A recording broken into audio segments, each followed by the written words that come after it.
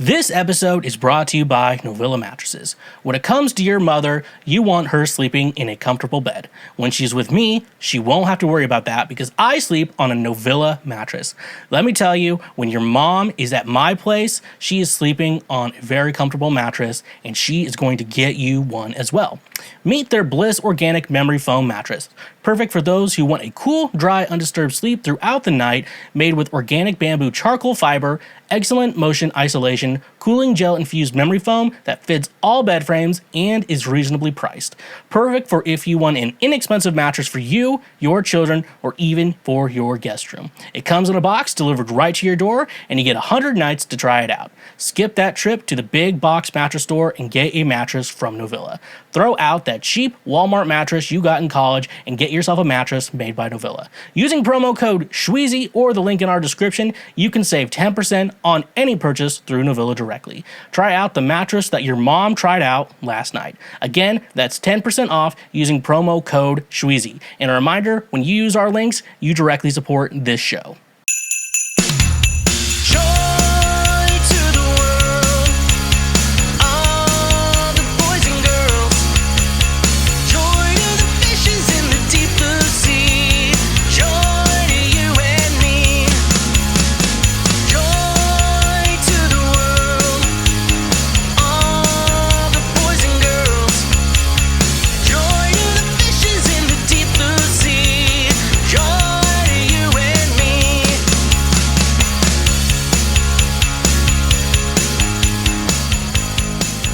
Hello, everyone, and welcome to another episode of Christmas Schweezy, the time of the year where we celebrate Christmas and we talk about Christmas things, and it's a Christmas-themed podcast.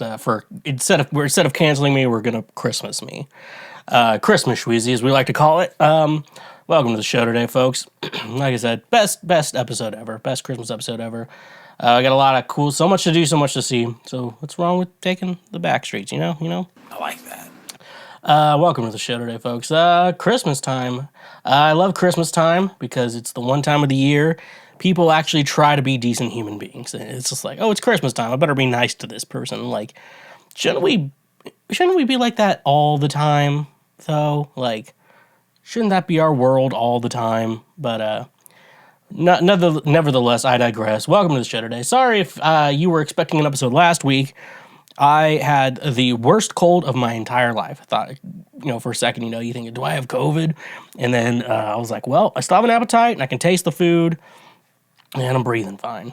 Minus the fact that my nose was clogged up. But regardless, though, welcome to my Christmas cabin, folks, for those watching today, seeing the beautiful Christmas cabin. That's not anything fake and not me worried about using the blue side of the green screen instead of the green side because I'm wearing a green Christmas sweater. No, we shall prevail. And so another episode of Christmas Schweezy, the only podcast out there with exactly 3 hoes. Exactly hoes, ho, and ho.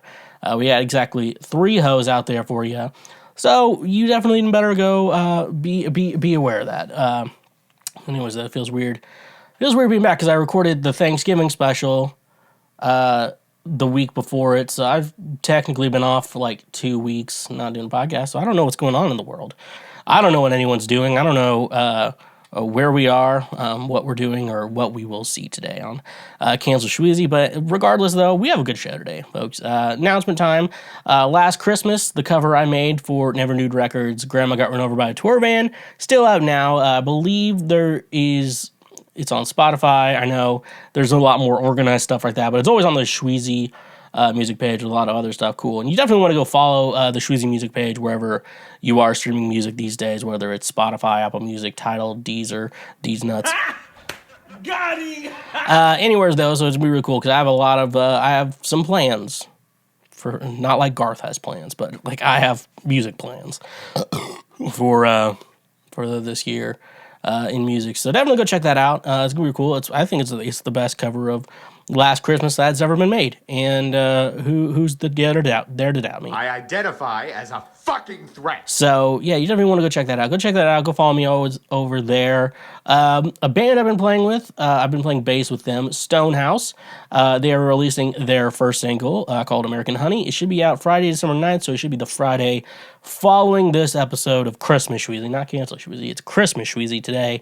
So you're definitely going to want to go check that out. I think it's a really good song, and I played bass on it, and I also recorded it. So you know it's some quality shit, because I was there the entire time, making sure that it was all it was recorded properly. Everyone's performances were good, and so yeah, you guys see me go full throttle. Do we have full throttle? Let's go full throttle.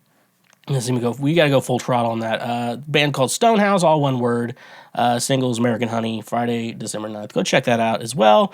More music there. They plan on releasing more music, but that's a group thing, not just me. So you're gonna want more information on that. But you can always follow me for more updates on social media. Basically at TheSchweezy everywhere: TikTok, Instagram, Facebook.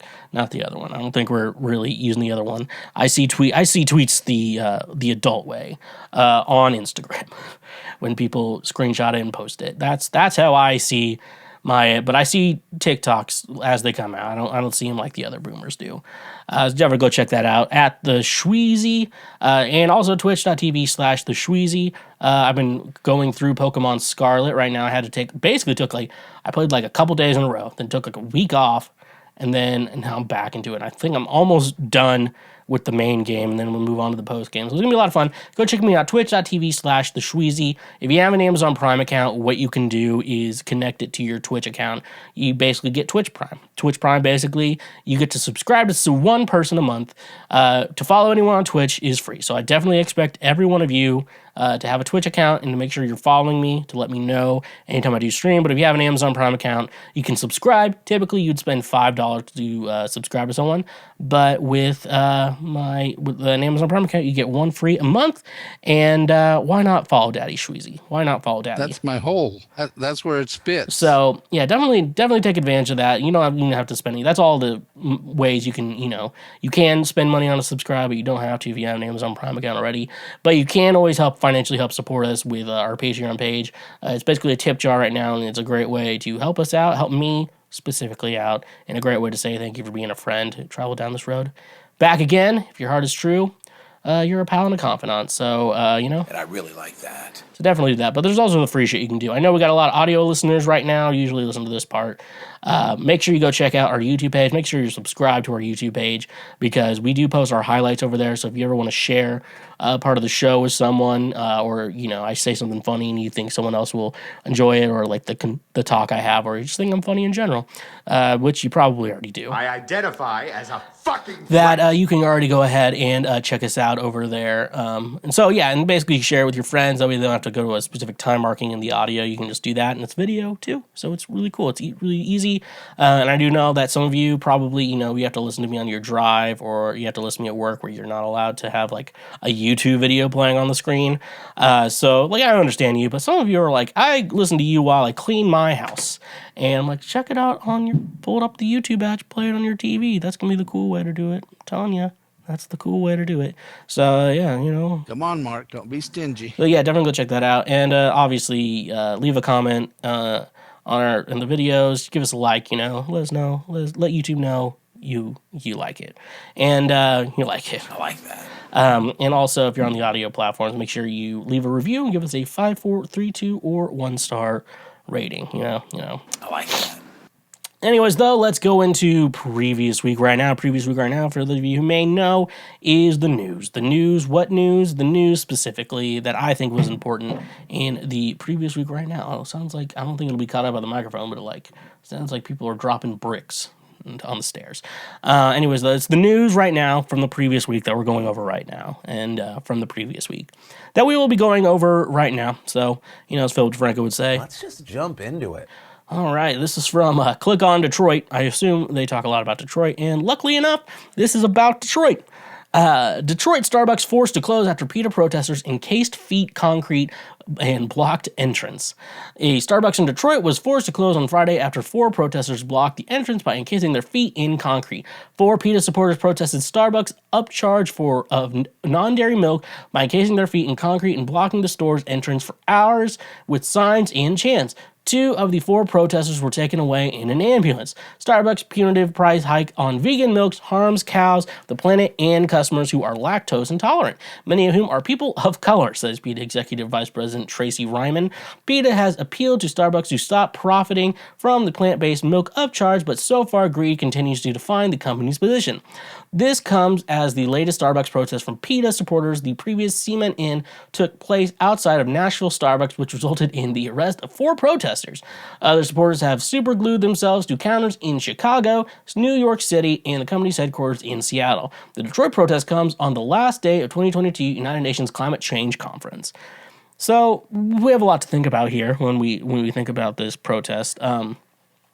First off, I want to say, for anyone watching, one, for legal reasons, because apparently some dumbass will probably do it, do not encase your feet in cement. I want to explain why that's probably a bad idea. I don't know the full details on it, because I literally just read this article. But what I'm going to assume is they went fucking either bare feet or they had specific shoes on that they wanted to be put into. Maybe the shoes would be okay, but usually shoes, need some air to breathe, and so there are little kind of holes in the middle of them, that kind of help the breathability. Not some shoes are waterproof. They may not be. I don't know. I'm not a shoe expert, but I assume some shoes don't really help you there. Anyways, though, I would, if I was gonna do that, I would put it in like maybe a plastic bag or Saran wrap it first. That's bad because because at some point I have to imagine, folks, at some point in all of this, someone is going to want to, you don't want to live with your feet stuck in the concrete forever.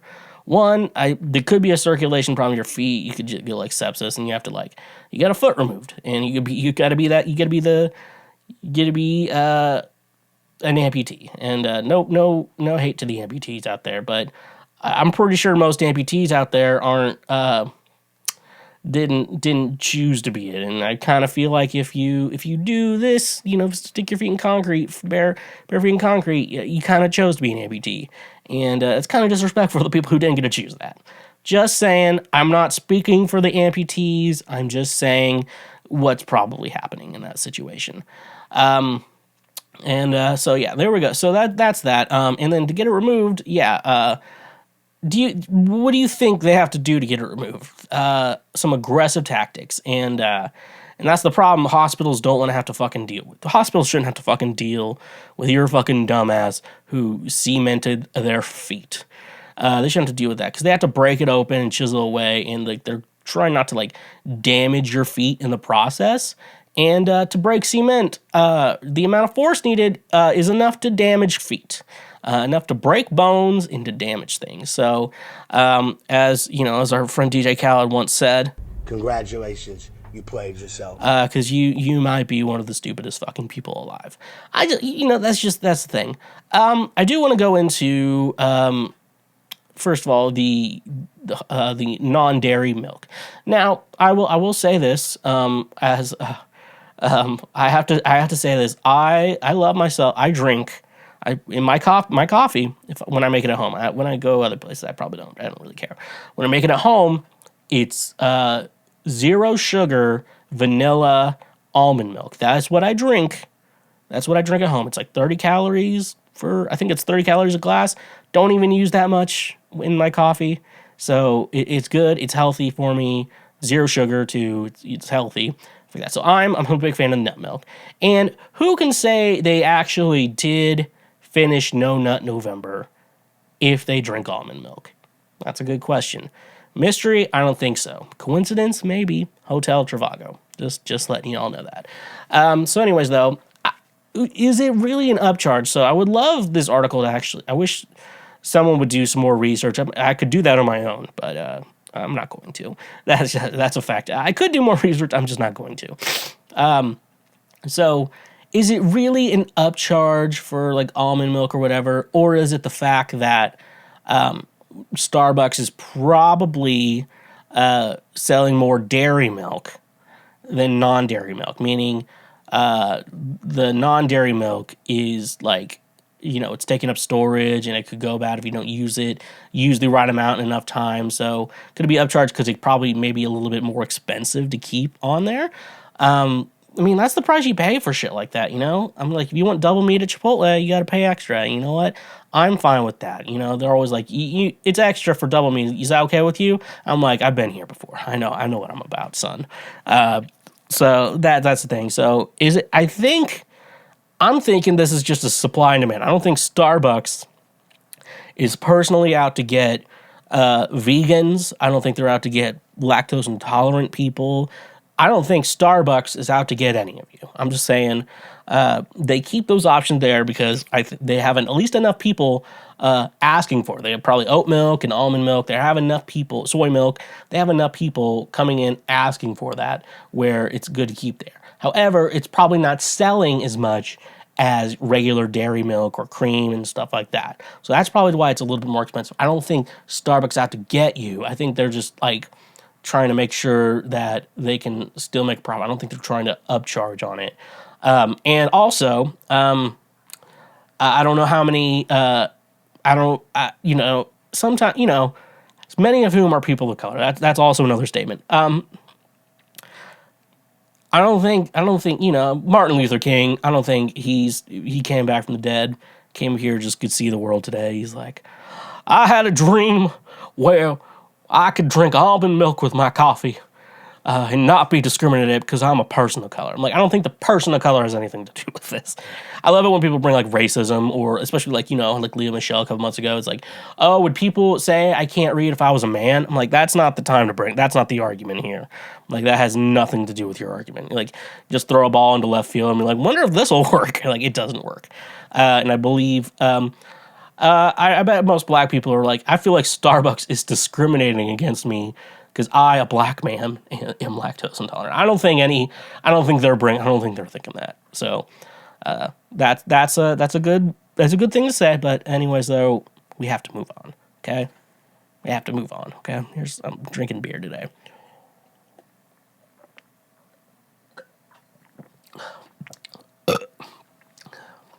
All right.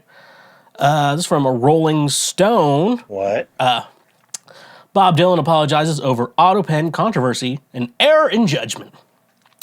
Bob Dylan has apologized to fans following the controversy surrounding the hand-signed copies of his new book, The Philosophy of Modern Song, with the music legend admitting he employed an AutoPen after a bad case of vertigo and COVID protocols left him unable to personally autograph the limited edition run.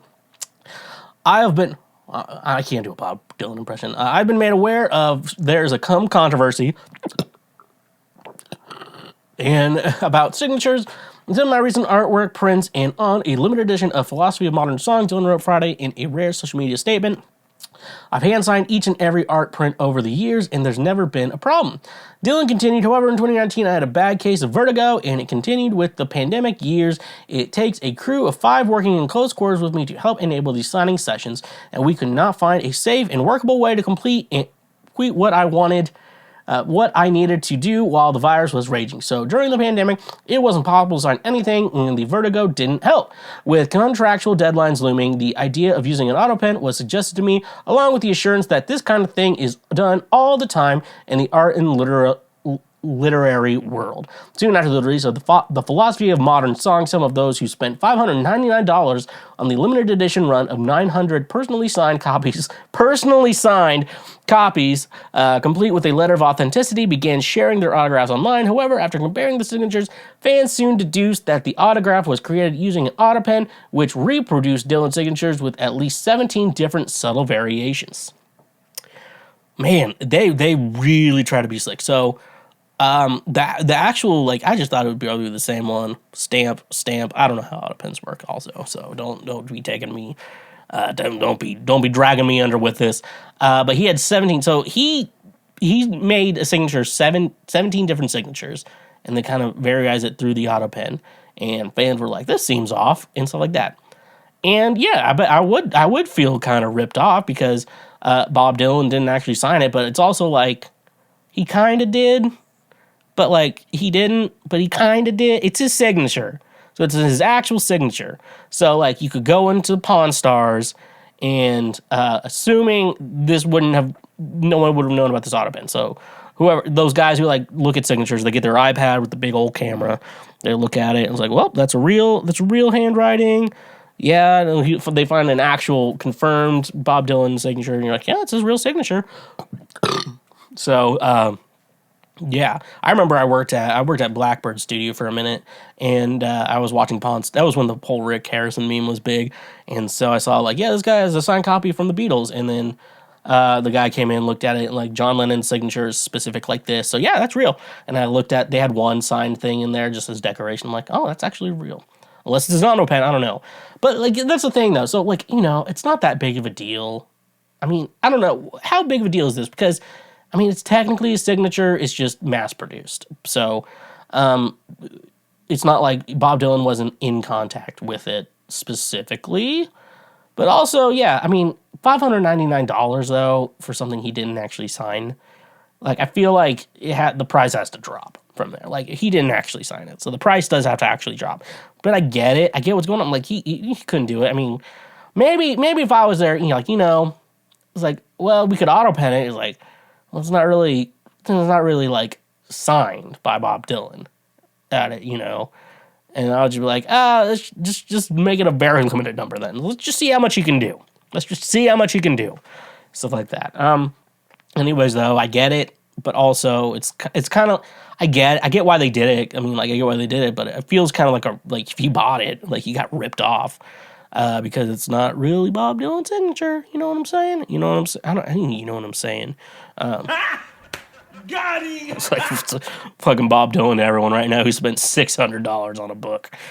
That's what you make it, so let's make it rock.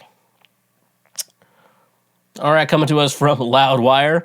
All right, video of Casey Anthony dancing on stage at Steel Panther show surfaces. Ooh, that's rough, buddy. The documentary series Casey Anthony, Where the Truth Lies, was just released on Peacock yesterday, and now a video has surfaced of her dancing on stage at a Steel Panther show earlier this year. Anthony was accused of murdering her 2-year-old daughter, Kaylee, after her remains were found in late 2008 in a wooded area near their home. In July 2008, Casey Anthony's grandmother alerted authorities that Kaylee had been missing for nearly a month and that Anthony's car smelled suspicious. A medical examiner later ruled the death a homicide. Anthony was on trial in 2011 for the murder and ultimately found not guilty. The case was extremely high profile, and thus the verdict created outrage from the public. The new 3-part Peacock series sees Anthony tell her side of the story for the first time. 13 years later, footage has now surfaced on TikTok of Anthony dancing on stage at his Steel Panther concert in Fort Lauderdale that took place this past March. Steel Panther, on the other hand, have a new album titled On the Prowl underway, which will be released on February 24th and can be pre-ordered here. The Rockers are currently on tour with their next performance slated tonight for Fort Wayne, Indiana. No, I'm not doing that for Steel Panther. So yeah, well, it's a weird thing. It's a weird thing because yeah, Casey Anthony still exists and she's not in prison, so she's gonna be out there in the world doing things like, and that's weird. Like she's done a really good job at like not being like, I googled last year for Women's History Month, I talked about Casey Anthony. And like I was gonna like, where's Casey? I like Google like, where's Casey Anthony now? Look at some Reddit threads and stuff like that. See if I can find anything. It was like, yeah, she's living very low profile, like not trying to make a lot of attention to herself and stuff like that. And so people wouldn't really do it. But like they just released this documentary. Like people would probably like, Casey Anthony, she's bad. But then like you run to her in public and like if she changed her appearance even slightly, wouldn't be doing it. And I will also say, it's not good that her daughter died, but I feel some part of me feels like, the kid accidentally died. I don't think like Casey like intentionally murdered her. I don't think she would. I don't think it. You had to be a little fucked up. I think it was like some sort of accident, and Kaylee died, and like Casey didn't know what to fucking do, and so she like panicked and shit like that, and like worried because like, oh, it's child negligence or whatever. Like she lied to like the police who were like, yeah, I work at Universal Studios. And then they went to Universal Studios. They're like, yeah, I don't work here. Shit like that. So it's some crazy shit there. Anyways, though, it's Casey Anthony not allowed to have fun. I cannot be the judge there. I do find her attractive, though. I do think, but I also have mental health problems. So that's a good sign to let you know that none of you should be dating Casey Anthony. And could you know, there's like a Kaylee Anthony's dad who's out there somewhere, and he was like, I don't want anything to do with the kid. And Casey was like, okay, which is like, I don't know how that figured out. I'm like, I don't know. If I was pregnant and I was stuck with a baby, I would let you know. I would be like, babies are expensive. I need some extra money. And if you're going to be irresponsible and just jizz inside of me, stuff like that, I don't know. I get so scared about shit like that. I don't know. I really don't want a kid. That's just me. I really don't want a kid. And luckily, I don't have one right now. I don't have one right now. So that's something we want to do. But Steel Panther's cool. They have like the pussy melter pedal. That genuinely actually sounds pretty good. It's like a really good pedal. And then but like reverb's like it's inappropriate. We don't want to sell it. Anyways though. That's life right there for you folks. Life's what you make it, so let's make it rock. Why do I keep saying that? That's nonsense. What's a Christmas themed one? We got. I'm in my Christmas cabin right now, not a green screen. I'm in my Christmas cabin. You better watch out. You better not cry. Bite your covers. I'm coming and dry. Okay, that's not good either. Our last article of the evening. How physics can improve the urinals from Science News. Restroom visitors can expect cleaner knees in tidier floors. What the fuck did it just start off with? Cleaner knees? I don't know about any of you folks. But I have never been on my knees. You know, if you're a woman, I think if you're okay, I don't want to discriminate against genders.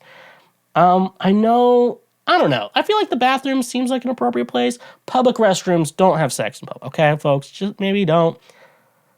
Unless you're like early 20s, late teens, maybe it's okay. Old guy, I'm like, no. I'm like, private bathroom, like, was just someone's house? I'll do it in there, okay?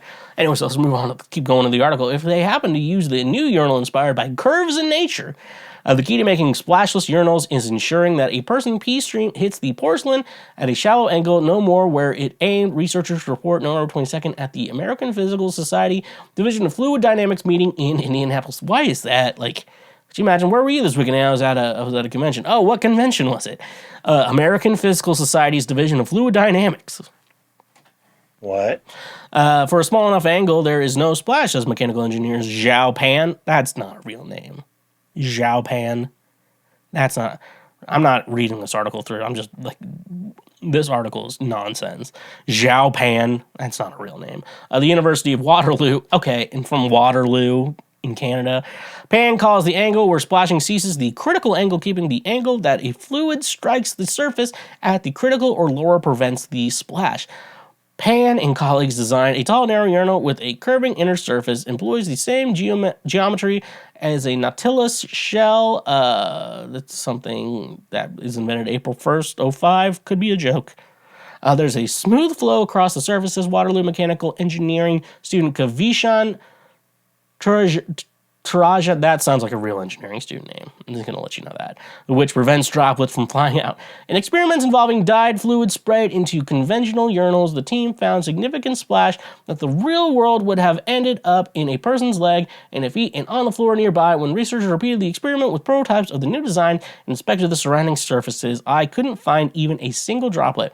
Thurazaja says it's unclear whether people using the new urinals will still somehow find a way to make a mess to tell whether urinals work. And eventual real-world test ban says, just look at the floor. I don't know. When I use a urinal, I've never had a problem with splashback. Maybe I don't have a thick enough stream. I don't know. I always, the water, if you, and this is general guy. Women, if you this is a lesson for the ladies right there for when guys pee. This is why standing up is great when peeing, because if you hit like the porcelain straight, no sound. If you hit the water, sound. So I guess if you're weirdly close enough to the urinal, which you sometimes have to be, you hit it and it splashes back at you. But I've never had even that much force come at me. Then you do the water, you can splash back. I was kind of aim a little in between there, so it's a little in between.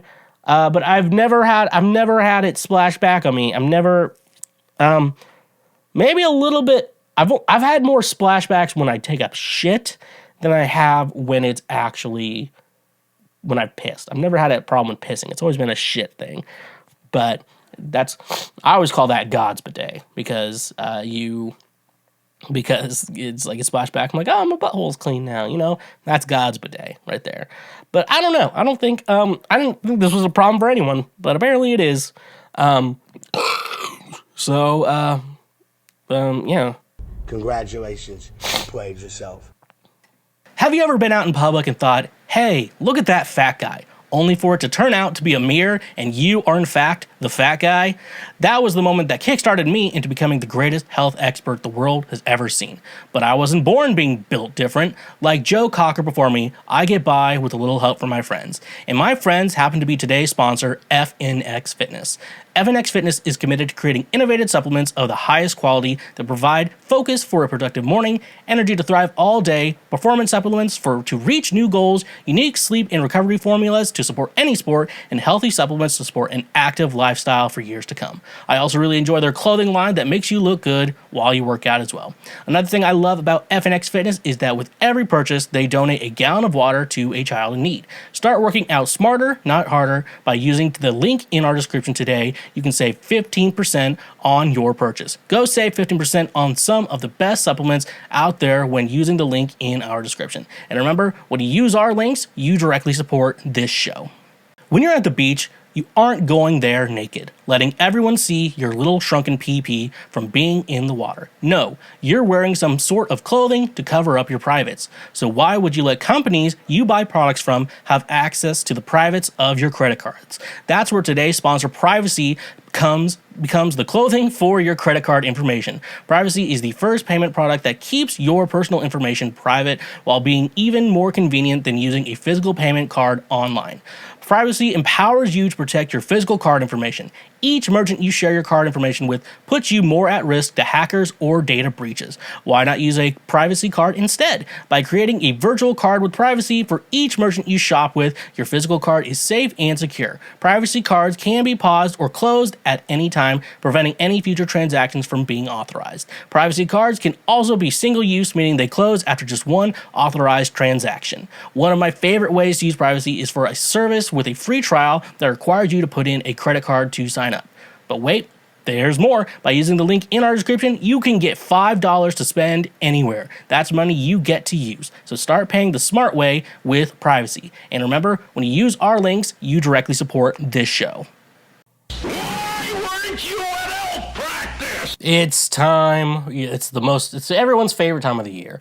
One of everyone's favorite segments. It's our Christmas movie review. We do movie reviews every year in the month of December for Christmas Schweezy. I like to review at least up to Christmas in December. The last week I talked about my favorite albums of the year. But we talk about my Christmas movies. I watch Christmas movies. I write detailed reviews about them. I go scene by scene for the most part, and I talk about all my favorite moments in all of these different Christmas movies.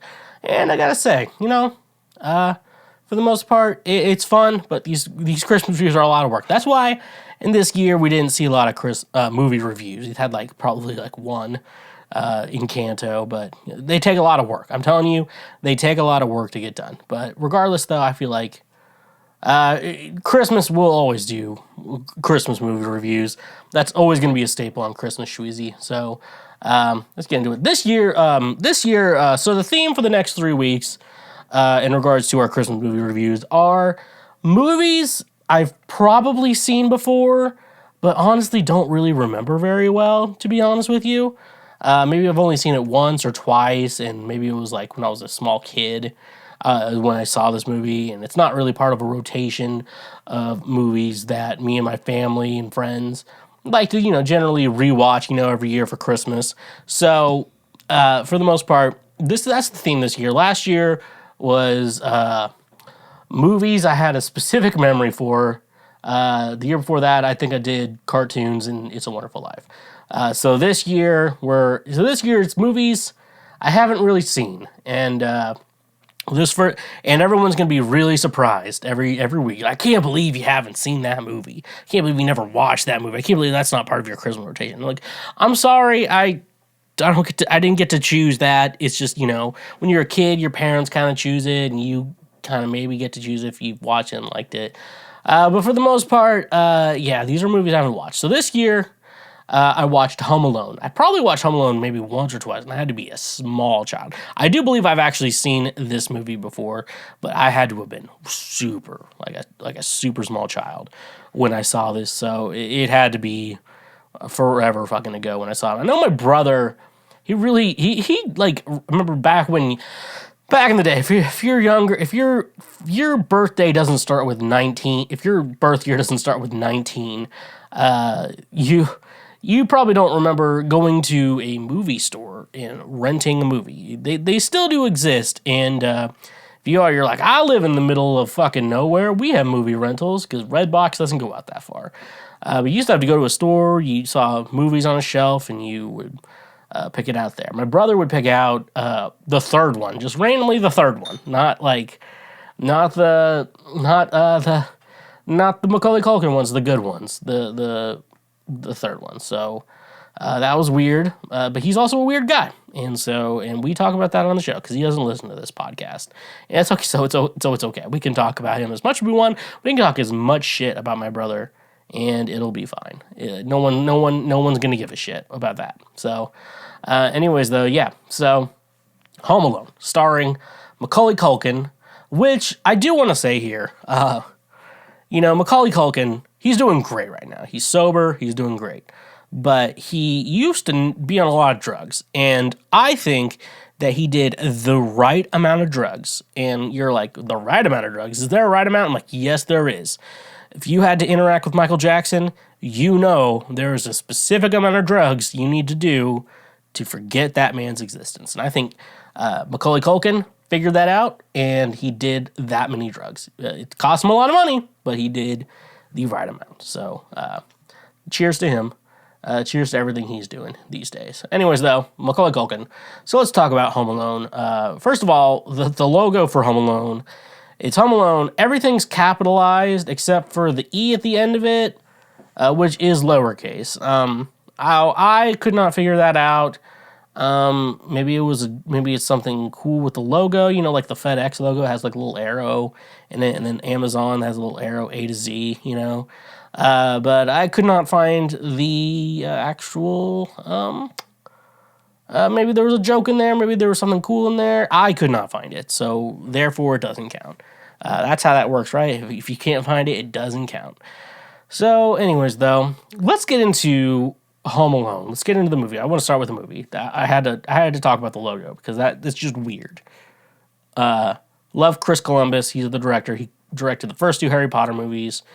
But also, it would have been weird because like those two Harry Potter movies look like BBC, like cheap BBC specials too. But they're also great. I can't talk bad about it because Chamber of Secrets is probably my favorite Harry Potter movie. There's a reason for that, which we'll get into another day. So we're first introduced to this giant ass house. Like, this house is humongous. I think they have like 5 or 6, 7 kids maybe, but they also have like their cousins in the house. I think there's 11 kids in total, which too many fucking. That's 2 families worth of kids.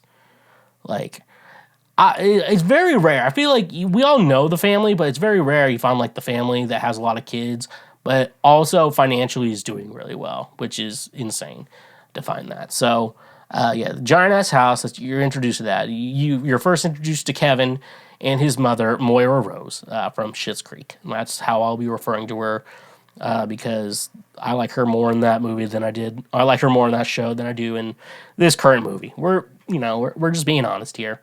So, which is them. Giant fucking ass house. I don't know what that family does, but they apparently do good enough where it's like, yeah, we can have another kid. You know, fuck it. We can have another kid. Anyways, though, Kevin, can we talk about Macaulay Culkin's? He plays an 8-year-old. We figured that out in the movie. He plays an 8-year-old, and he has a phenomenal, like, vocabulary. Like, this kid talks like a teenager. Like, not like a teenager, like the teenager's, like, saying shitty things about you, but, like, has, like, the skill level of a teenager. And that's probably why Macaulay Culkin was good. One, he's, like, a perfect, great actor from, like, 8 years old. Like, I bet he could still kill it today, you know, but, like, a lot of adults can kill it today, but not a lot of 8-year-olds could kill like Macaulay Culkin could, like, for real. Like, that kid, like, Macaulay Culkin could probably do some, like, you know, like, who's the guy who directed The Dark Knight? Chris Nolan. Yeah, he could probably do some Chris Nolan roles and, like, just kill it. Anyways, though, so yeah, we're left alone, and you get the vibe at the beginning of this movie that no one likes Kevin, and it's not, and you're like, oh, is Kevin an asshole? No, I don't think it's because Kevin's an asshole. I think it's because this house they live in is chaos, even without his brother's kids, without their family's other kids in there. But yeah, this family is terrible. We're gonna get into that a little bit more. I'll get into it a little more. I'll keep complaining about shit. So, like, you know, Kevin, you know, he's an 8-year-old, and, like, to be honest with you, he's like a really good 8-year-old. To be honest with you, you're like, everyone's like, Kevin, you're so annoying. He walks into his mom's room and just sits on the bed and like, hey, mom, how's it going? Like, Kevin, shut the fuck up, Kevin. Shut the fuck up. Get out of my fucking room, Kevin. I mean, they didn't use the F word. It's a kid's movie. Anyways, though, they order pizza, and they order 12 pizzas. Now, Kevin's a picky eater, you know, and I'm very good. I'm figuring out. What? I haven't used much of the soundboard. I have to keep using it. I'm planning our Christmas meal this year for Christmas. I'm smoking pulled pork, and I think there's pulled pork, but you can also make pulled pork nachos, and so someone just wants, like, cheese and chips for the kids, you know. And then I also, like, in my mind, like, a signature holiday meal for me, I have to include pizza rolls. I don't know why, but, like, that way, when the kids are there, you know, the kids will like it. You know, the adults will eat pizza rolls. Like, no one's too good for pizza rolls. And then, you know, we got pulled pork and nachos and just cheese and chips. Like, kids will eat that. You know, I always want to make sure, you know, everyone's kind of covered for the most part. It's just me though. A lot of people are like, yeah, I made, like, just fucking onions for everyone. Like, fuck you. And so there's one cheese pizza out of the 12 cheese pizzas they ordered. Fucking Kevin's brother Buzz. And now we have to get into Buzz. Buzz is destined for prison. You remember the kid you went to school with? And he's just always in trouble, always just fucking starting shit. And you're like, why don't, you know, like, from normal people, like, it's hard for us to go to, like, to even, like, do anything that requires prison sentence. Like, you have to, like, first of all, like, if you don't steal things, and you're not murdering people, and you're not, like, assaulting people and have, you know, like, it's pretty hard to go to prison. I mean, I'm white, and I grew up around a lot of white people. You know, there were black people around, but, like, I tried to treat them like white people. Some other people did not, but I always treated them like white people, you know, for the most part. You know, and then, like, so, yeah, Buzz is Kevin's brother, destined for prison. He is destined to be going to prison, so... basically what Buzz does, he eats the entire cheese pizza. They got, like, one cheese pizza because, you know, that's Kevin's favorite. Kevin just likes a solid cheese pizza. That's all he wants. They ordered 12 pizzas. They ordered one cheese pizza just for Kevin. And Buzz, who is destined for prison, Kevin's older brother, destined for prison, I just want to bring that up. He ate the whole thing. He's like, if you're going to eat a cheese pizza, you're going to eat it from me vomiting it. And then Kevin gets mad and, like, fights Buzz. But all of a sudden, Moira Rose comes in and you're like, Kevin, you're being dramatic. You're you're causing all our family's problems. And I'm like, Kevin's not doing shit. You know, he got mad because his brother was being an asshole to him. Like, Buzz clearly was the asshole. Buzz should have won the trouble. Normal parents would have been like, Kevin, why did you attack your brother, Buzz? And his name is Buzz, and he's also destined for prison. Kevin would have been like, he ate the entire cheese pizza, and that's all I like, you know, and, like, and Norman was like, Buzz, Why would you be mean to your brother like that on purpose? That's what normal people would do. Not these parents. They're like, they lock Kevin in the attic because you're like, you know what, Kevin, it's a giant ass house. I've always wanted a house kind of like that. Like it has a basement, a first level, a second level, and like an attic you can like actually do shit in, you know? It's always like an older house. I love that shit. So in that moment, Kevin wishes to Moira Rose that his family would just disappear and go away. Go away and stuff like that. So this is the night before they go to Paris, France. Now how this family is able to afford to go to France with a giant ass house, like 7, at least more than 5 kids, is beyond me. Because I feel like if I had a giant ass house and like 7 kids, we would be vacationing at our giant house with my 7+ kids. But anyways, though, a tree falls down on the power line, and so like their power goes out, and I guess it comes back on at one point and later in the night. But back then, so now if the power goes out in the middle of the night and then you wake up or whatever, and you have your alarm clock on your phone, what happens is your phone alarm clock will be fine, you know. But back in the day, kids whose birth year starts with 20. Basically, if that happened, you're late to work the next day. You're late to whatever you're supposed to do the next day, unless you have like the internal clock that wakes you up at the same time every day. I don't have that. I'm not a psychopath, so I do not have that. Some of you do. So basically, they get up like, we're late to the airport, you know, and so like they're all rushing to get to the airport and stuff like that, and like everyone's up waiting. But Kevin's the only one in the attic, and no one remembered to wake up Kevin. And so, and like this is like a time. This was before 9/11. It came out in 1990, so and they maybe filmed it in 1988, 1989. Knowing how films work, I can't imagine it was like earlier than like more than that. But basically, yeah. So they basically get enough time. They're like, oh no, our flight leaves in 45 minutes. Will you make it? And I'm like, now look, I'm used to flying on planes today, and I'm in the 2-hour rule, and I'm gonna be honest. I usually get through everything in and out, like by the time I get done, 30 minutes to an hour. That's like how long it really takes me to get through that. I just like the time, you know, I can sit down. Like, I don't like being rushed. I'm not the kind of guy who likes being rushed, so I do enjoy that, like, hour. I'm like, just sit down at the airport, just, like, sit on my phone, listen to music, you know what? You know, it's good because I could die on the plane, and so, like that. 45 minutes will take, I feel like, oh, you made it just in time. I'm like, oh, yeah, this was before 9/11. And stuff like that. And, like, yeah, I say, like, I like the 2-hour rule, and it takes me, like, 30 minutes to an hour to even really get through. But you still want, like, a little bit of time before the actual plane takes off. Like, ideally, I feel like in an ideal situation, you basically have all your TSA and shit all checked. And then you're like, 15 minutes, the flight takes off. That would be the perfect situation. But not everyone's built different like me, anything. But yeah, so they do make it in time, but when they were counting, because they had a head count, they had to do a head count on the kids.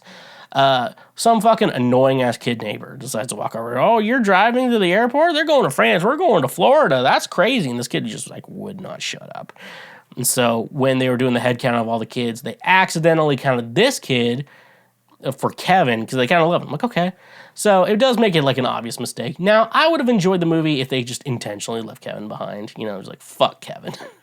But, you know, that's not how the movie works. They try to make, like, the family good.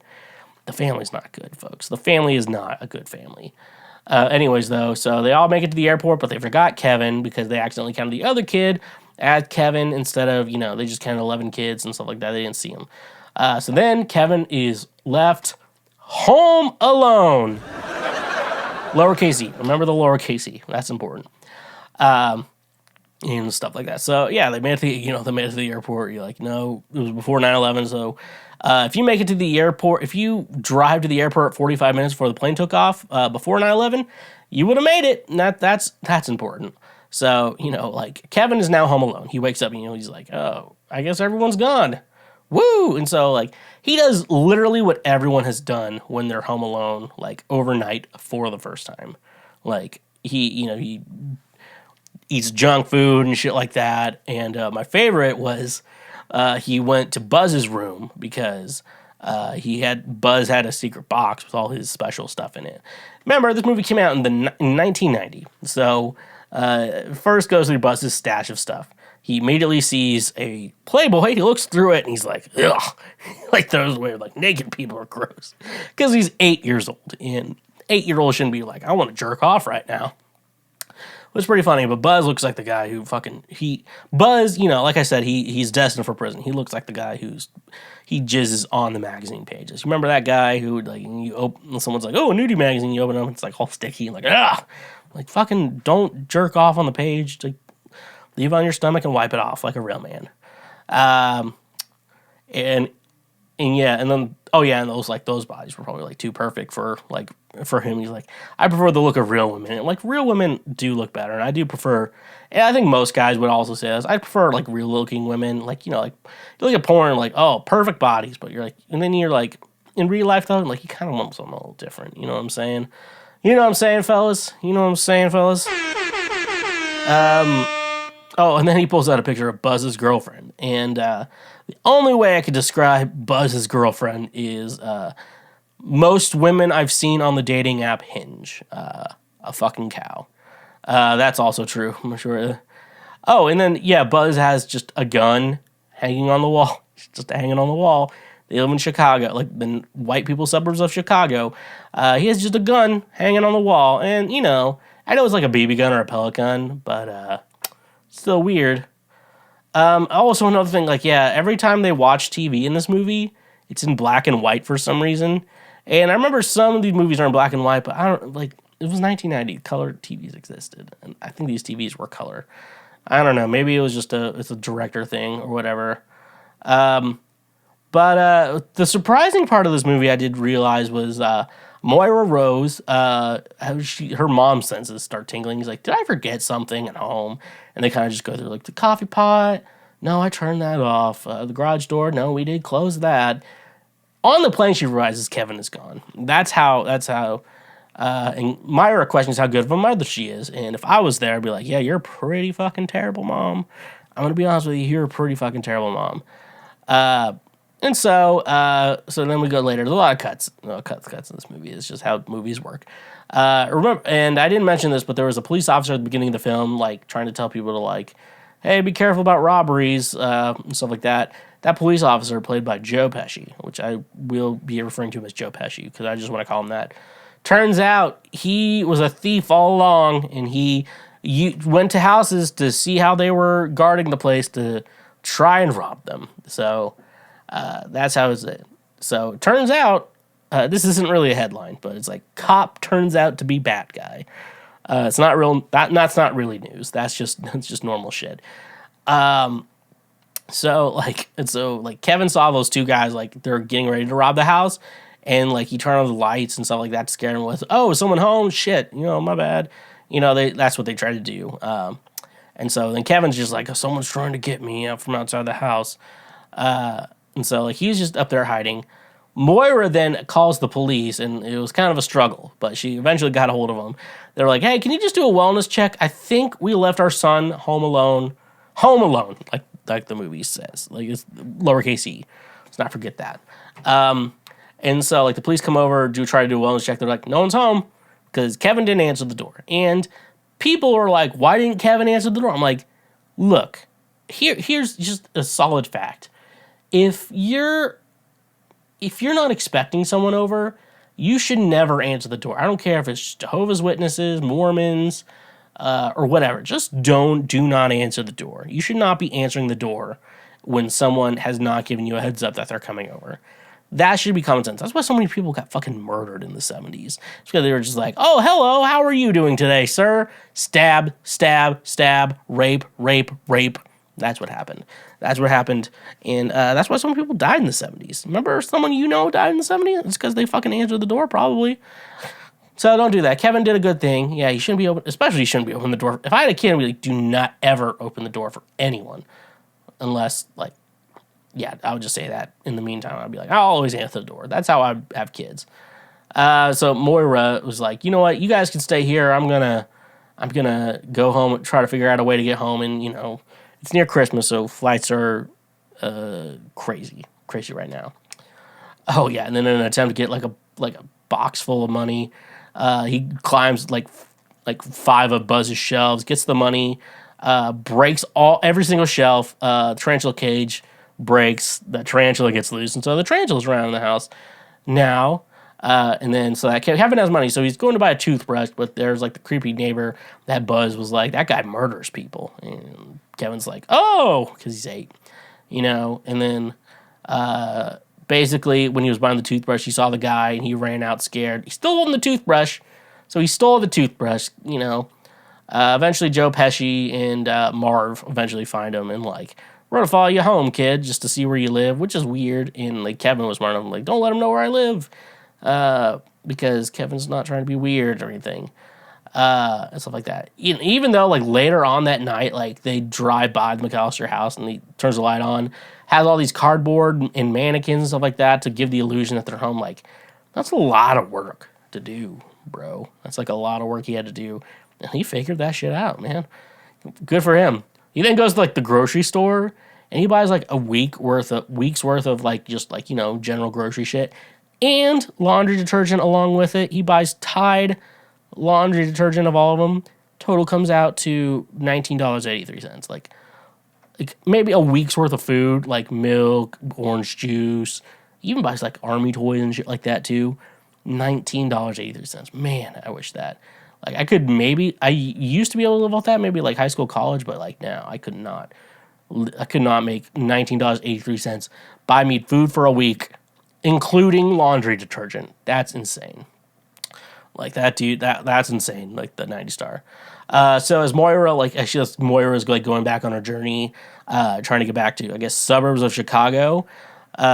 She ends up running into I guess she's like every plane she cannot get on. She like did everything she could, but she's no longer on any flights. She runs into Uncle Buck, John Candy. I know some of you would probably know that. He apparently in this movie he's a polka star, and the entire band can't get a flight, so they rented out a vehicle to drop her off. Now, I thought they'd be renting out like a van, like what usual bands rent out van. They probably didn't rent out a bus, but they probably rented out like a van.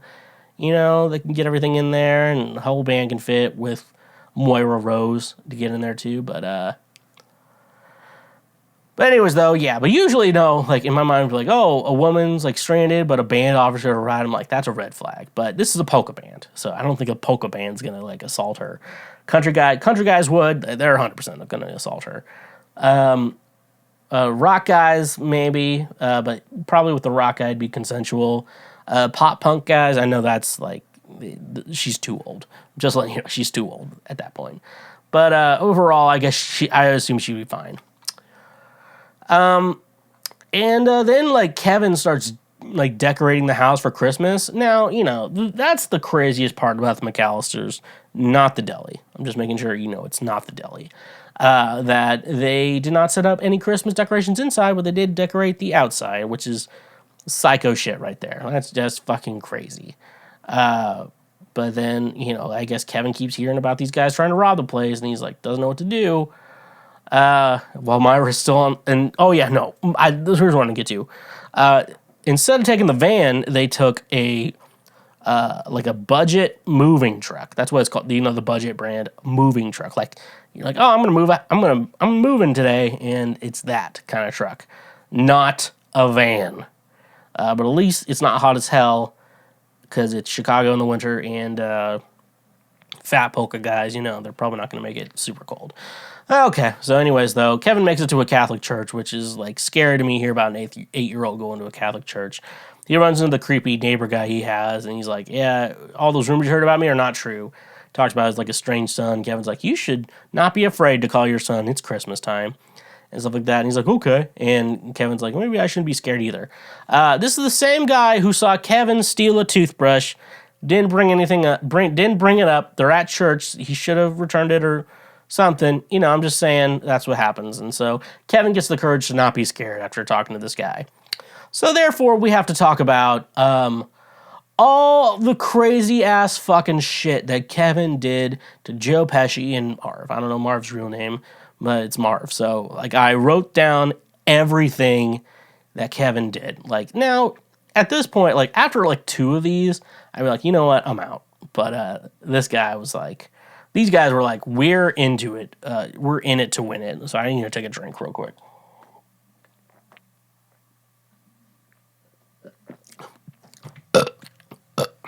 Okay. So here's everything Kevin McAllister did to Joe Pesci and Marv in Home Alone. He shot Joe Pesci in the nuts with a BB gun and then shot Marv in the head. Could be like a pellet gun, but I think it was a BB gun. Like, he shot them in the head. Now, if I was shot in the nuts by a BB gun, I'm out. I would be out for the evening. That's how we know this is a movie. Then he iced the basement stairs because Marv and Joe Pesci... No, he iced the front stairs in the basement stairs. So when Marv and Joe Pesci would try to go up them, they would slip and fall, and they keep slipping and falling trying to get in. It's a little deteriorating factor there. But also, Kevin just left the basement door open or whatever. Like, he didn't lock it. And then Marv in the basement. Kevin jolly rigged the basement light switch. So basically, instead of turning on light, a hot iron fell on Marv's head. Like, Jesus Christ, he had that, like, outprint the rest of the movie. Like, Jesus Christ. And they still didn't give up. And then for the front door, they had some sort of heating device. That may be a little too old for me, but he had on them, like, the metal door handle. So when Joe Pesci, like, held it, it just burned his hand. Lucky he was able to put it out in the snow. On the basement stairs, like, going up to, like, the main level, they had some, like, sticky tar type stuff on it. So Marv kept, like, he took off his shoes, then he took off his socks, and he put his bare feet on. And then the worst part is I cringed when he stepped on a fucking nail with his bare foot. Ugh. That just, like, just makes my spine shiver. Then he set up a makeshift flamethrower for Joe Pesci in the kitchen that burned what I think he had hair off and, like, the hat and skin. Jesus Christ. Then he used, like, sticky saran wrap on Joe Pesci and then feathers stuck to him. Like, he blew feathers on him, so, like, were like stuck to him and shit like that. Marv saw that the window was open, so he audibly stepped on broken ornaments, which is basically like stepping barefoot on glass. And then they were trying to go upstairs to get Kevin. They slipped on car toys, and then they were hitting the head with full paint cans. And then while Kevin was up there, that's when Kevin finally called 911 about the cops. That's like, he was like, they're not subdued yet. Let's call them cops. And then they tripped on, like, a line that Kevin set up. And then the tarantula that Kevin let out earlier comes out, and Kevin gently dropped it on Marv's face, and then he creeped out, got dropped off. That's when Kevin zip lines from, like, the upstairs window to the tree house. And then Marv hits Joe Pesci with a crowbar to try to kill the tarantula. Tarantula lives. I don't think the tarantula dies in this movie. Actually, I don't know. I wasn't paying attention. I just wrote my notes. Or doesn't. I wasn't paying attention. And then, like, you know, he ziplined from, like, the house to the tree house, and so they're like, we're going to climb it like this. Kevin cuts the rope, and then they George of the Jungle it, hit a brick fucking wall in the house. Oh, then Kevin leads them to another house that they robbed earlier and decided to flood, but they actually got Kevin. But the creepy neighbor guy, who we find out is a good guy, catches them and, saves the day. Very much a glad I called that guy scenario. So then the cops come, Dave's day is saved. But like, Jesus Christ. After, like, I'm looking at the list I made right now, and I'm just saying, like, I would have probably stopped. If I got shot in the nuts with a BB gun, I would have not robbed a house or not attempt to rob a house after my balls, which is where Pia's store in the balls, FYI, got shot with a BB gun, that's for sure. Cops arrest them, and then Kevin's like, night accomplished. So he eats Christmas cookies with carrots. Very weird combo, but, like, it's good that kids are seeing a kid eat vegetables with his cookies, I guess. But then, the next morning, it's Christmas Day. Kevin wakes up, mom being dropped off with the polka guys in a truck. Kevin's like, Mom's here, and I guess I don't want to be alone after all.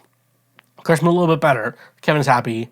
Maybe he was lonely, but, like, honestly, though, like, I don't get too lonely anymore because I have good friends who I can communicate with on the internet, and they're good friends, so, like, it's not that bad. And then the rest of the family shows up. She's like, this is the flight you should have taken to be there on Christmas morning, but she wanted to try to get there earlier, and she ended up showing up at the same time. So, I don't know. But anyways, the family's still terrible, But, but they all kind of like, Buzz is like, I'm glad you didn't burn the house down. I'm like, yeah, because your tarantula's in it with your porn magazine too, buddy. That's probably why you're happy. Here's the part that fucked me up. The creepy old guy who was talking about, like, creepy old guy neighbor. I don't know if we should be calling him the creepy old guy. But, like, he made amends with his son. So everything was happening. I'm like, I don't know. So, so if you're new to the show, I'm like, my dad died earlier this year. And, it's like, it's not like something, I'm like, he died in a situation where it's like, nothing I could have done would have, like, saved his life. So no one else in my family either, So it was a very rare disease that, I took him. So it's like, nothing you really do. So, like, if someone makes a joke, I'm like, yeah, your dad's dead. I'm like, yeah, I know. It's like, I play shows, I'm like, oh, the battery for this is dead. I'm like, just like my dad, It's like, that's hard, like, stuff like that doesn't get me. And then, like, a dad and his son making amends so he can see his granddaughter, and I'm like, that fucking got me, bro. That fucking got me. It's weird the shit that fucking gets me. It's like, that got me, in Big Shot season 2 finale, where it's like, who's been affected by Coach Korn, and then, like, all his former athletes and other coaches stand up. I'm like, right in the fucking gut, So if you don't have a dead dad and whose dad is present in their life, like, when your dad dies, you do not know what's gonna fucking hit you like a ton of bricks when he dies. Anyways, though, the movie ends as happy as can be. That's how the movie ends, as happy as can be. Until the post-credit scene where Nick Fury recruits Kevin for the Avengers. That was weird. I didn't see that coming, but that happened. Anyways, though, I always like to talk about what did we learn from watching the movie Home Alone. That most 8-year-olds could probably survive if you left them home alone. Like, to be honest, I always think about, like, my friends who have kids, and, like, like 3, 4, like, no, we're not leaving them home. But, like, when they get into the later single digits, like, you probably shouldn't leave them home alone. It's probably a good idea, but, but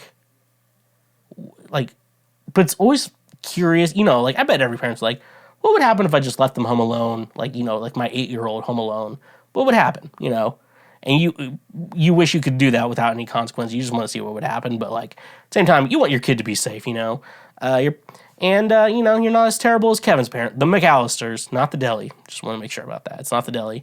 They're terrible people, and Kevin should have lived his life without them in his life. I like that. And stuff like that. Like, he was right in wishing that. Like, his family was fucking terrible. I don't know. Like, I don't know. A lot of kids, and you pick up, and you're like, you think Kevin's the worst one. Kevin is clearly not the worst one, if you know about that. I'm telling you right now. Of all those kids, Buzz is the worst one. How was Buzz not, like, the problem child? Like, Buzz, I haven't seen the second one. I might watch the second one. We're not reviewing it this year. Maybe next year we can talk about Home Alone 2. I might save it for next year. But Buzz is destined for prison. I 100% know he's destined for prison. So anyways, though, they're a terrible family. Kevin was right. He knew his family was terrible from the get-go. And they, and you know what? I know in the second one, they forgot about him a second time. So that's just, yeah. And I think the final lesson we learned is sometimes people look creepy, but they're very nice people. And sometimes father and son reunions hit you harder than you expect them to. That's probably a lesson for me, but those are going to hit harder for me than I ever expected in the future. So, That's rough, buddy. But that's Celine Dion would say that's the way it is. So, Come on, Mark. Don't be stingy. have you ever cracked open a cold one with the boys? The vibes are on, then all of a sudden, you are out of cold ones? Though the vibes are still on, the vibes will soon go off because you are out of cold ones. There's no need to drive when you're under the vibes. That's why today's sponsor, Drizly, is here to make sure that the vibes continue. Drizly gets all your favorite beer, seltzer, wine, whiskey, and much more delivered directly to your home. With their easy-to-use mobile app, we are getting one step closer to never leaving our homes. You know it's saying something when it's being praised as the Amazon for liquor. Drizly is my go-to app for getting all the booze I need so I can do other things. So using our link in the description today, you can save $5 off your first purchase through Drizly. Drizly has proprietary ID verification technology that it provides to its retail partners that allows drivers to scan IDs for more than a barcode to make sure the purchaser is over 21 years old in the US and of legal drinking age in Canada. Retailers on Drizly may have a minimum order or delivery fee. So using our link in the description, get $5 off your first order with Drizly. And remember, when you use our links, you directly support this show. You're not a boomer who still goes to what our ancient civilizations called a store. You buy everything on the internet like a modern individual. What if I could tell you that you could be saving more on your purchases by only making a few clicks on your computer? That's where today's sponsor, Honey, will change your life. Honey is a free browser extension you can download using the link in our description of this episode. Honey searches the entire internet for promo code, coupon codes, free shipping, and anything else that will save you money when buying things online. It's 100% free, and at no point will you have to pay for it with all of those many microtransactions. It's as simple as pressing a single button and you can start saving money. Not using Honey is basically throwing money away that could be saved for more important things. I recently had to get business cards for myself, and Honey literally saved me 60% on a pack of 500 business cards. It was amazing. Add the Honey extension to your browser today for free by using the link in our description of this episode. And when you use our links, you directly support this show. Why weren't you at elf practice?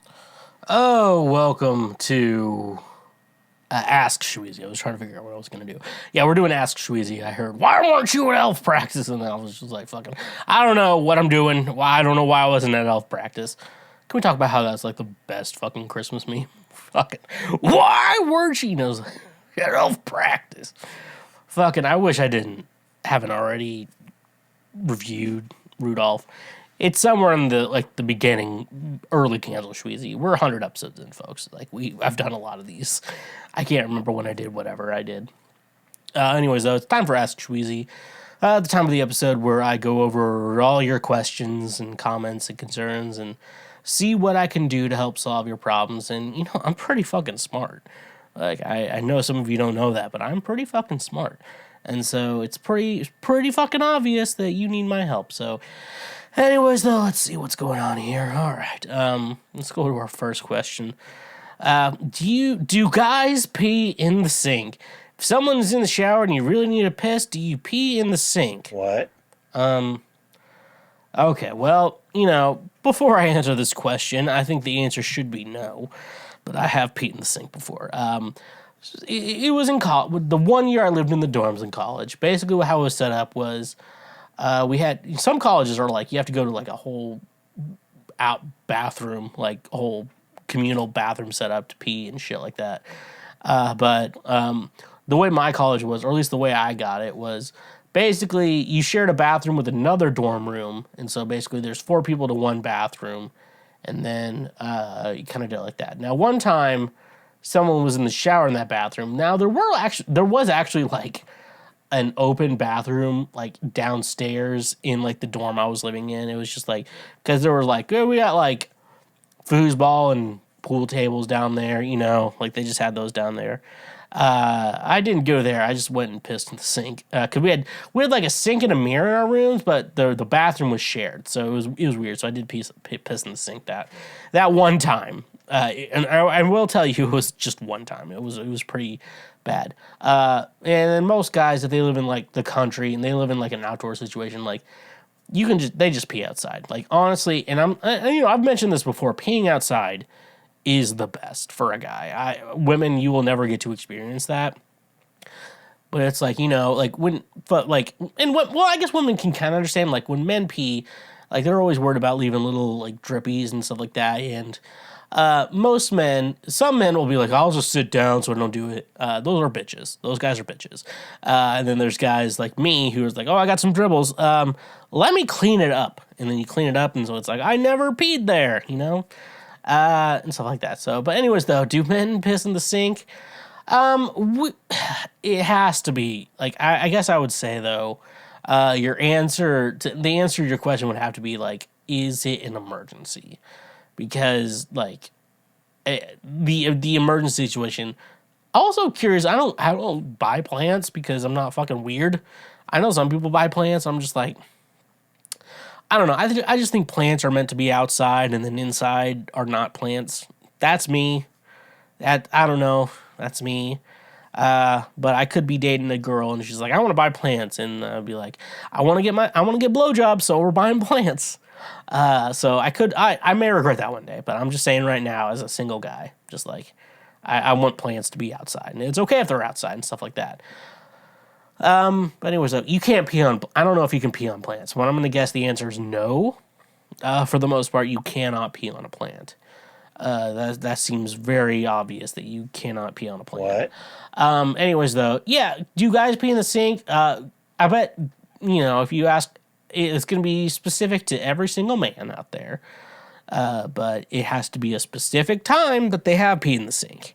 And I say the sentence, it's better to come in the sink than sink in the cum, which is not a make sense thing, but it is also very funny and also very true. To be honest with you, I would rather come in the sink than sink in the cum. I'm going to be honest with you. I'd rather do that than anything else. But for the most part, it's probably the same situation with pee. It's better to pee in the sink than sink in the pee.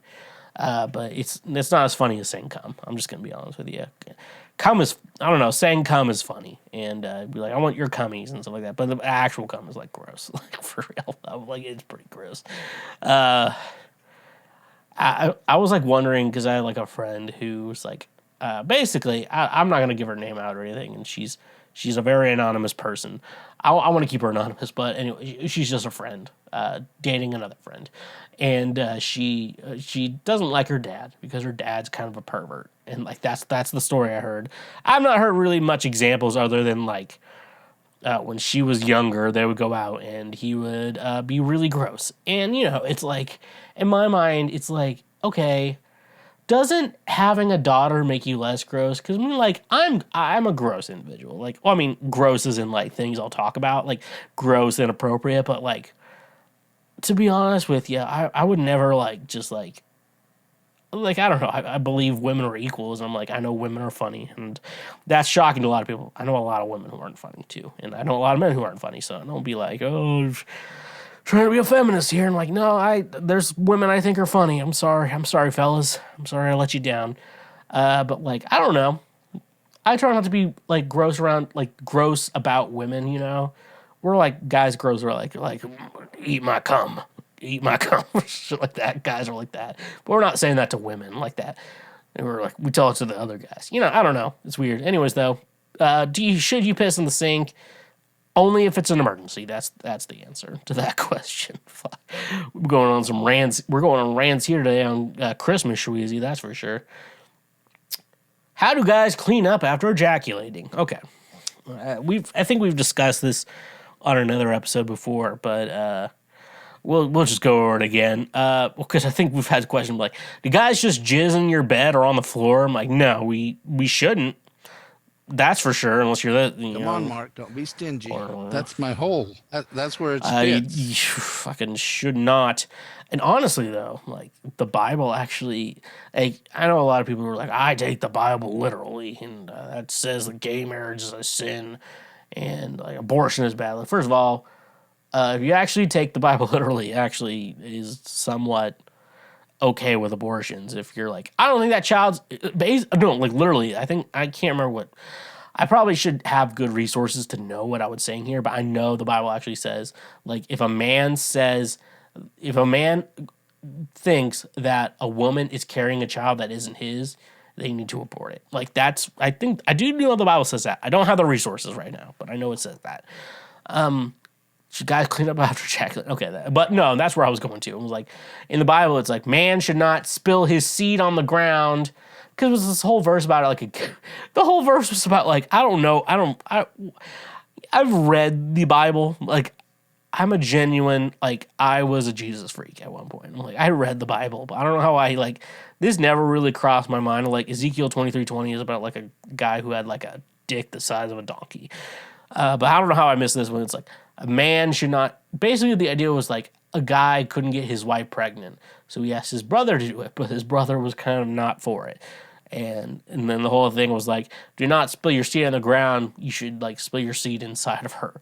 That was the whole fucking thing. And so legitimately, the Bible doesn't really give you good answers on like sex before marriage. You're like, they actually don't. It's literally just like, hey, don't like lust after another man's wife. That's like literally what the Bible says. I'm like, it's weird, but like, okay. But like, also, it's like, what does the Bible say about masturbation? What the Bible says about masturbation is like, if she's expecting you to come in her, you got to come in her. But if you're not, don't jizz on the ground. It's a sin to jizz on the ground. Anyways, though, so that was a long story. Fellas, don't jizz on the ground.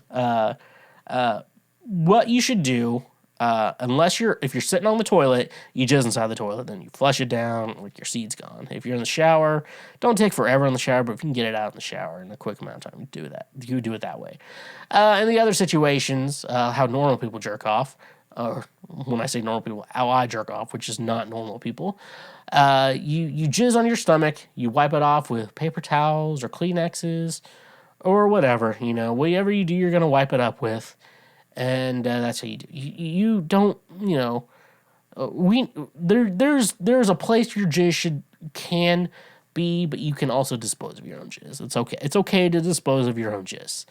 I don't think that answer was actually helpful, but we're moving on regardless, though. So here's to feeling good all the time.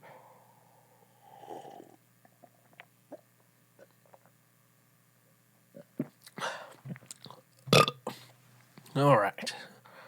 Is someone gonna be okay? So many bubbles, and you're like, someone's like, "Can I do this? Can I do this?" All right. Be honest. Is it weird for a person in their early 20s to not have social media?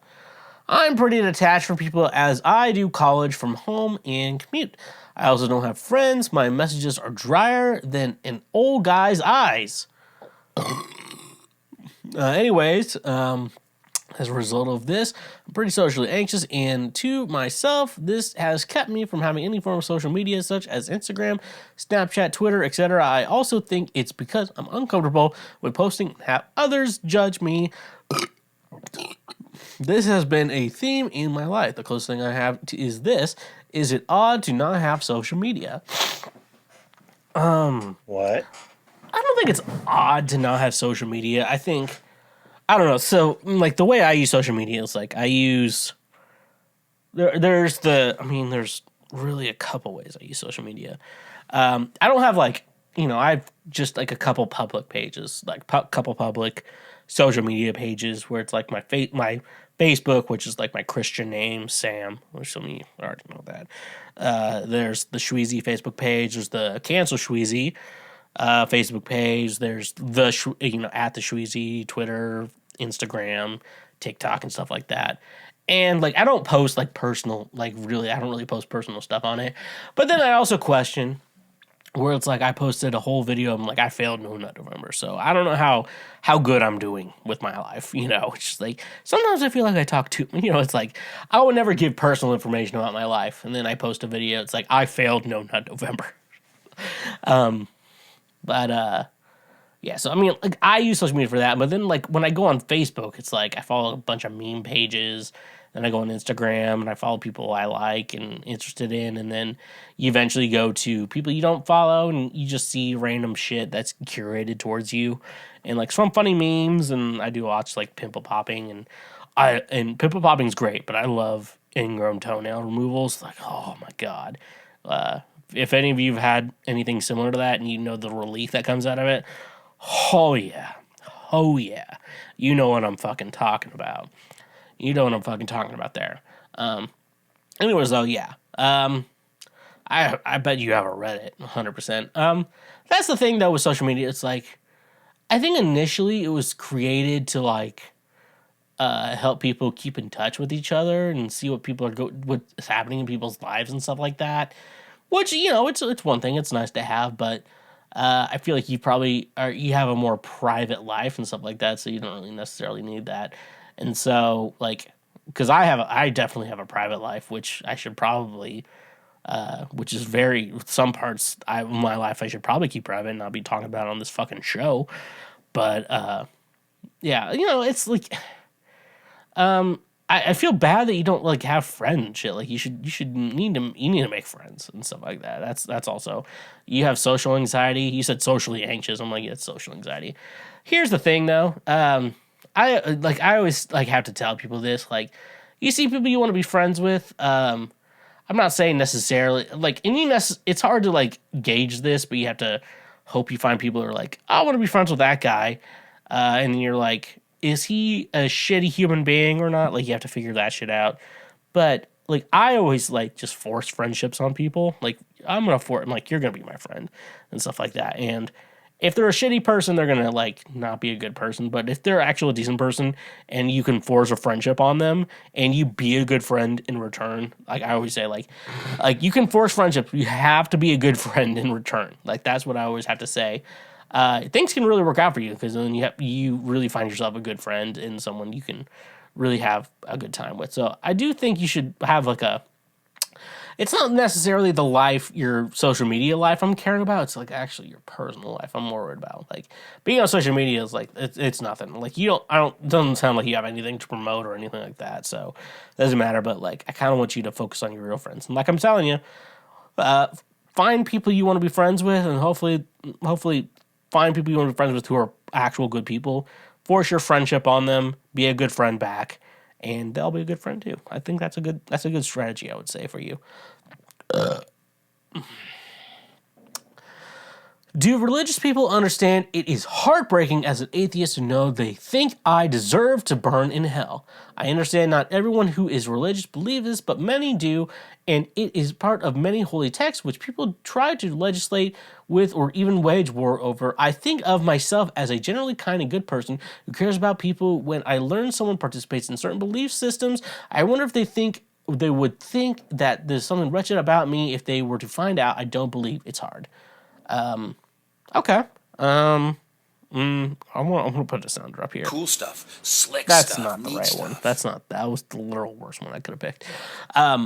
So, yeah, as a guy who was super former Christian, yeah, I used to be, in regards to that, I used to believe heaven and hell.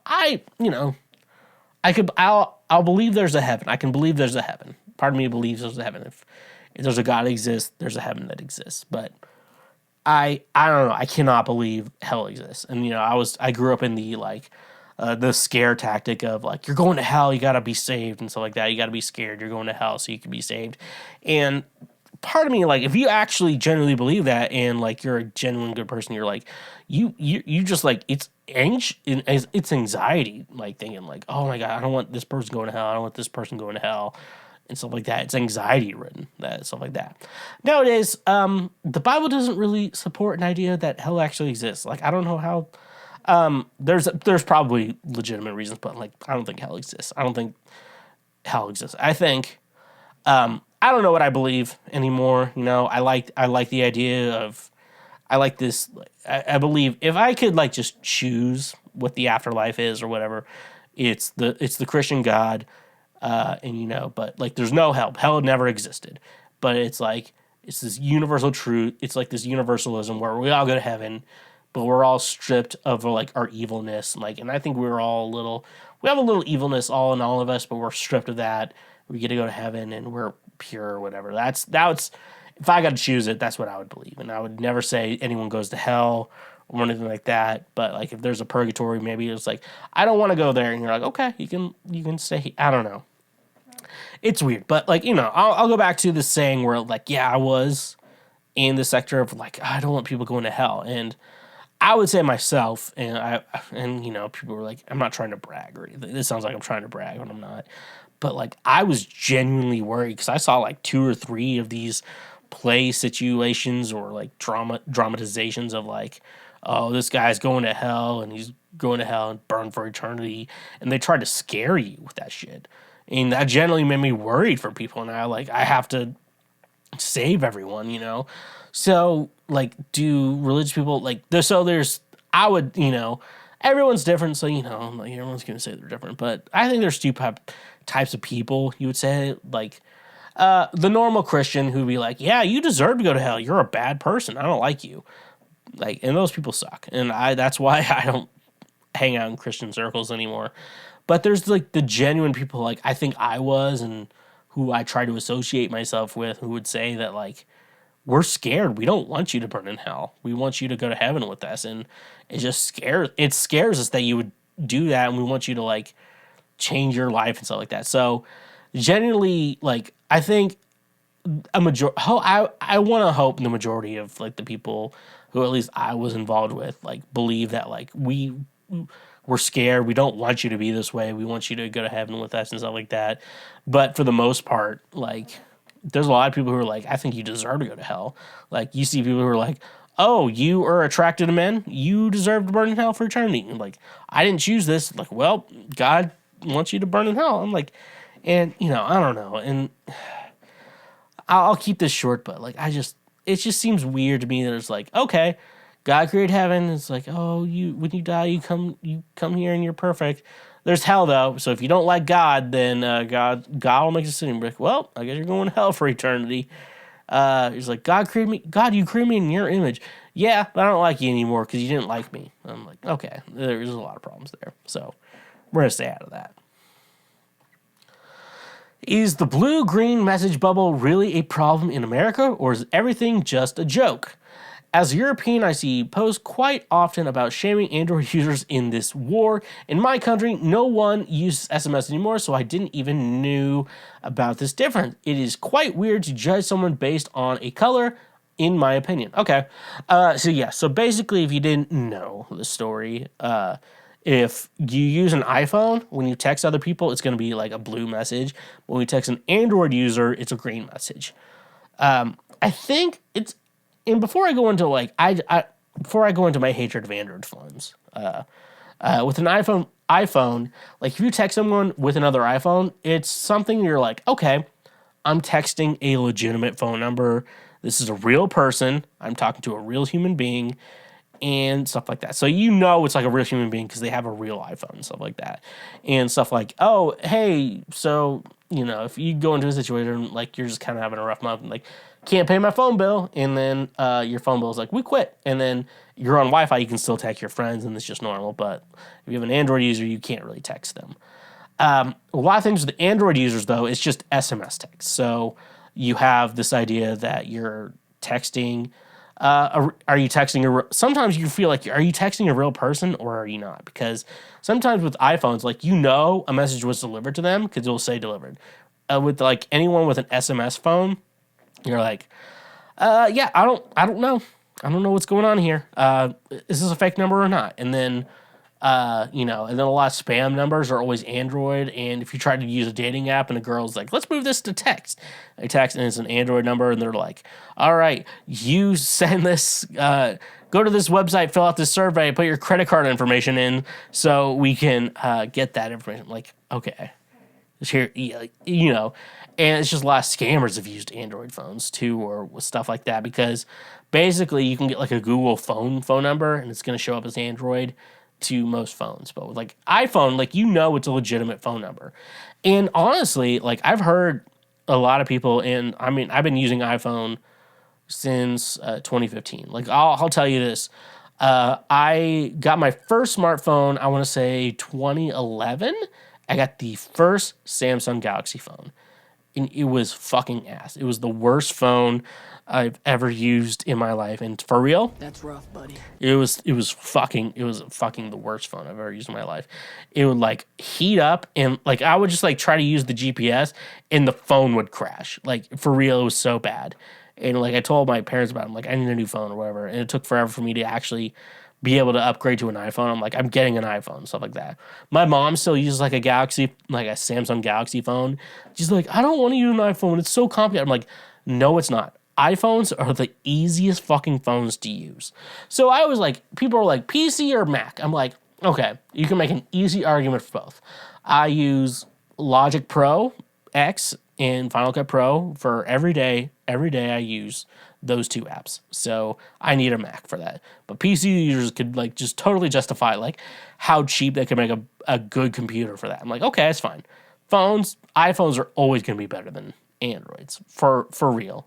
And stuff like that. And that's, I think, why people really justify that shit. Because like Androids are just so unreliable, every Android is different versus like every iPhone. Like if someone's like, hey, I have a problem with my iPhone, I can't figure it out, I could just go ahead and fix it because I try to keep up with everything I need to do with my iPhone. And everyone's like, my Android doesn't work.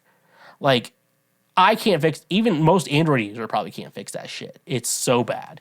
And it's like, you go to the store and like, maybe the guy will know how that Android phone works, but they'll always know how an iPhone works. So it's, yeah. So that's why green photos work. And it's just like Androids or phones are cheaper too and bad. And I always say, if she has an Android phone, that's a red flag because she's just, it's the same as saying like, Android phones are a red flag, like as in girls who are like, I'm just not very good at monogamy. It's just, those are the kind of girls you're getting, First of all, ride or die, bitch. That works.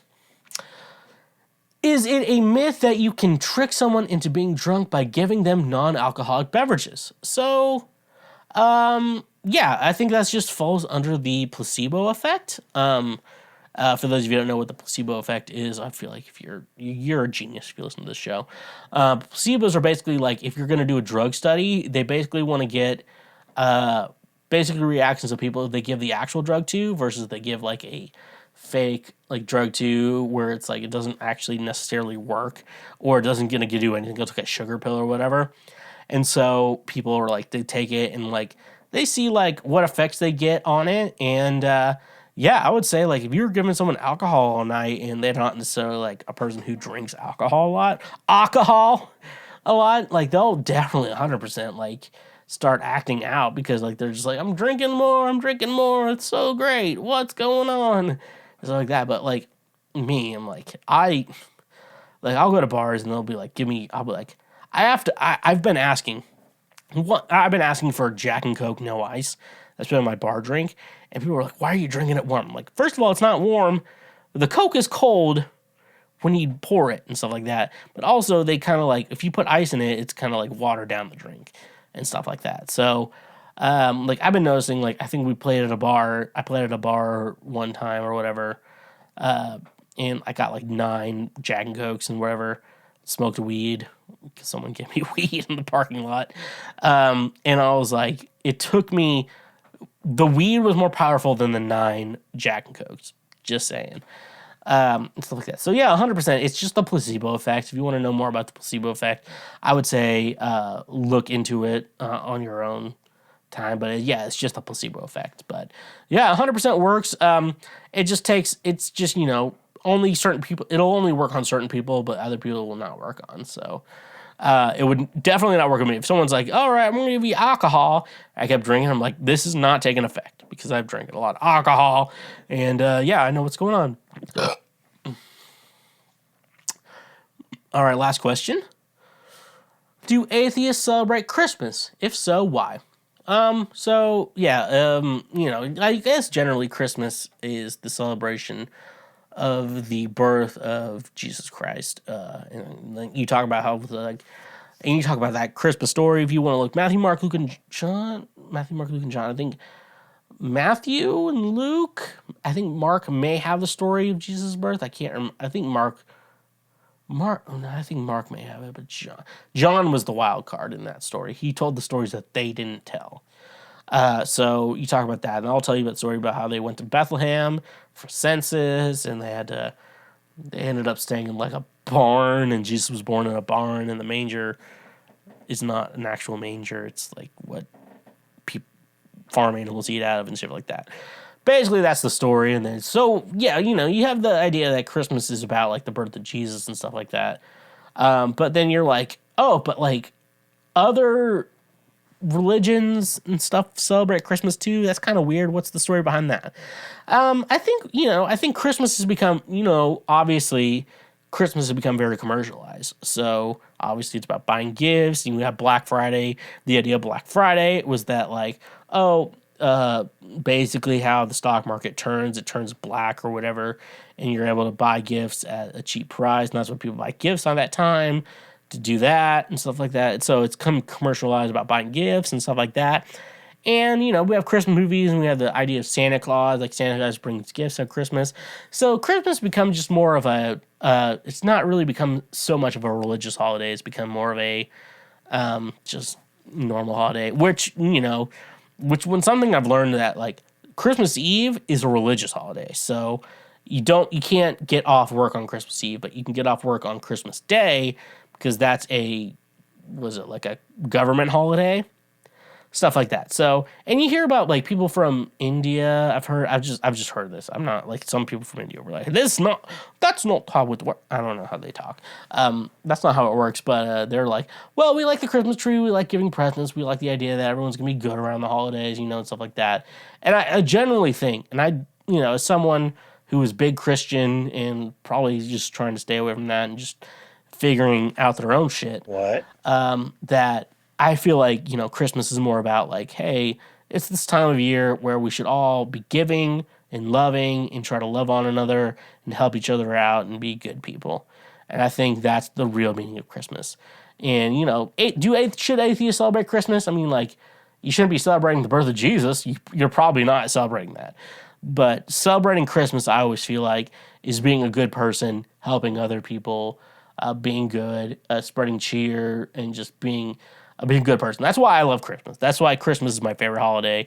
That's why we do Christmas Schweezy, because it's one time a year we all decide that we're going to be good people and we're going to help each other out and celebrate humanity and how good we actually could be if we wanted to do this all year. And with that all being said, thank you for listening to this episode of Christmas Schweezy. Sorry, I almost messed it up. Better known as the Lord's trademark favorite podcast. Make sure you remember Last Christmas by me, out now, part of Never Nude Records. Grandma Got Run Over by a Tour Van. All of that is out now. Last Christmas is going to be on the Schweezy music pages, wherever you stream music. Stonehouse's single, American Honey, going to be out this Friday, November 9th. I believe it should be November 9th. Out now. So on the Friday following this, it's going to be great. And I produced it, and I recorded it, and I played bass on it, so it's good. I know it's good, because I made sure it was good, because I would not release music that is bad. Make sure you follow me on social media, at TheSchweezy, and twitch.tv/TheSchweezy, if you have an Amazon Prime account. Connect the two, subscribe to Schweezy, make sure you support us financially. That way Jeff Bezos does not get another $5 a month. Patreon page is a great way to support us financially and say thank you for being a friend. And don't forget all the free shit you can do if you're on the audio-only platforms. Make sure you subscribe to our YouTube page, share our highlights on that page, leave us a comment on thoughts, concerns, and problems you do have with whatever the fuck I said. Leave us a like on the videos you do like. Share with your friends, like I always say. And if you're on the audio platforms, leave a review and give us a 5, 4, 3, 2, or 1 star rating. So remember, honk if you love butt drugs, and stay awesome.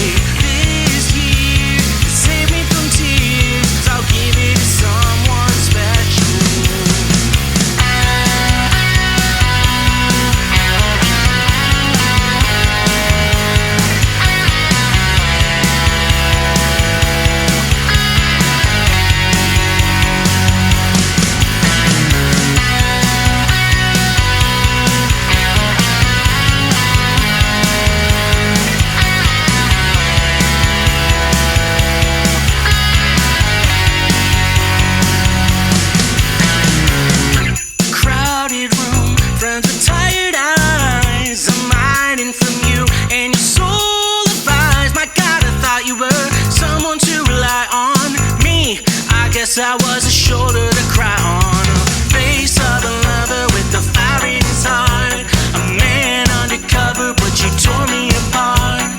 Come on, Mark, don't be stingy.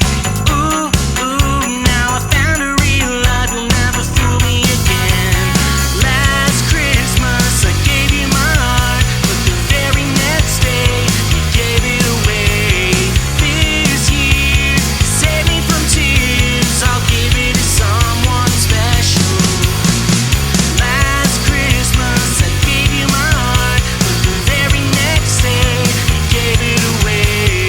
This year, to save me from tears, I'll give it to someone special.